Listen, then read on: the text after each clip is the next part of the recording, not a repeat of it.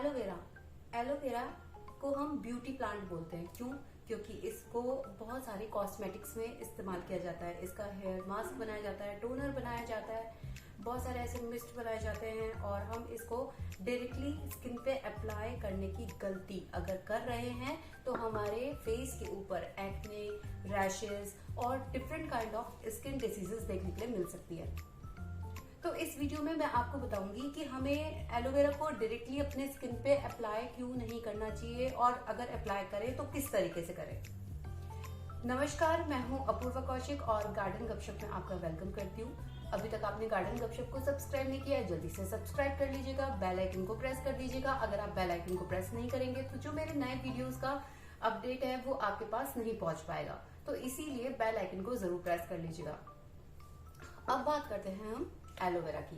देखिए, पहली चीज एलोवेरा के बारे में थोड़ी सी बातें कर लेते हैं। एलोवेरा को आप किसी भी कंटेनर में लगाइए, यानी कि चाहे वो प्लास्टिक का हो, चाहे टेराकोटा हो, चाहे वो मिट्टी का हो, सब में बहुत अच्छे से चल जाता है। चाहे छोटे से साइज में लगाइए, बड़े से साइज में लगाइए। प्लांटर के जो एलोवेरा है ये अपनी ग्रोथ को बहुत अच्छे से बढ़ा लेता है।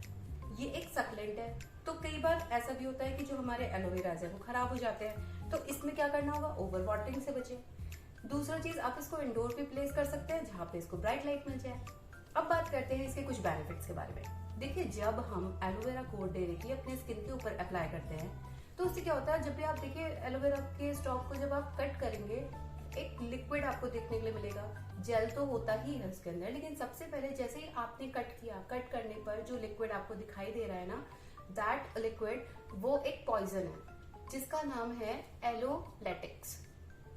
तो इसको अगर आप डायरेक्टली अपने स्किन के ऊपर अप्लाई कर लेते हैं तो इससे आपको रैशेस हो सकते हैं और आपको एक्ने हो सकते हैं, पिंपल्स हो सकते हैं, आपको different kind of skin disease हो सकती है।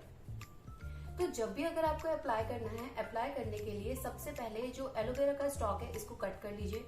कट करने के बाद थोड़ी देर के लिए इसको रख दीजिए। रखने के बाद जितना भी वो आपका एलोलैक्टिक एसिड है वो सारा रिलीज हो जाएगा।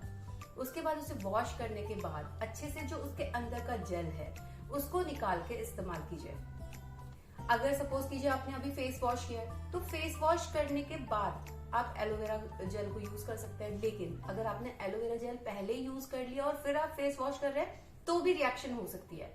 तो ध्यान रखिए, आपको तुरंत अगर एलोवेरा जेल यूज किया है तो आप नॉर्मल वाटर से अपने फेस को वॉश कर सकते हैं। फेस वॉश की जरूरत नहीं है। क्यों?